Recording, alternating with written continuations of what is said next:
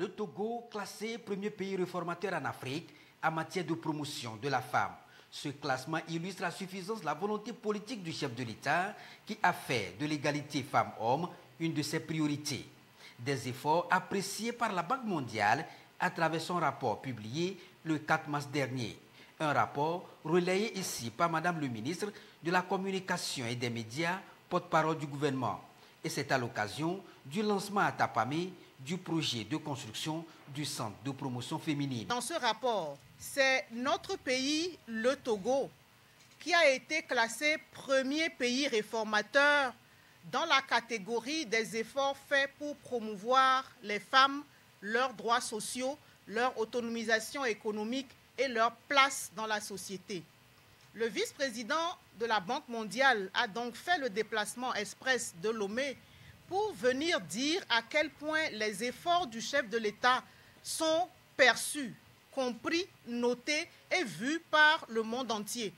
Oui, beaucoup de choses ont été faites. Les efforts du chef de l'État sont nombreux, nous-mêmes, nous les remarquons, et ce qui est bien, c'est que d'autres aussi le remarquent un peu partout. Les efforts du chef de l'État se font à plusieurs niveaux.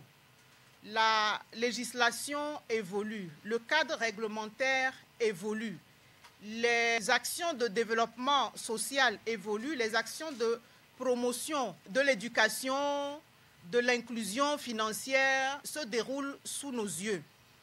Mais j'ai envie de dire que pour promouvoir la femme, il faut que nous nous y mettions tous.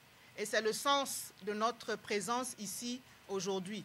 S'engager en faveur de la femme pour mieux soutenir les actions du président de la République est justement le sens du projet officiellement lancé ici pour traiter des questions liées à la gente féminine.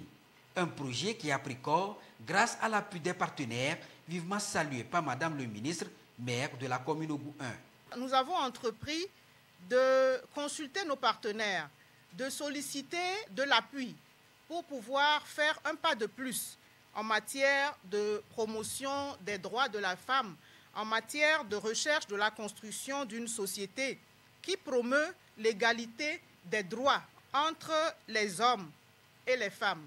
Je voudrais dire un sincère merci à Madame Anne Hidalgo, qui est le maire de Paris et qui est la présidente de l'Association internationale des maires francophones, qui a entendu notre plaidoyer et qui n'a pas manqué de mobiliser rapidement l'ensemble de son réseau de partenaires, incluant notamment l'Union européenne, afin que notre plaidoyer, qui a obtenu un écho favorable auprès d'elle, puisse être entendu et traduit dans le projet que nous avons aujourd'hui le plaisir de lancer.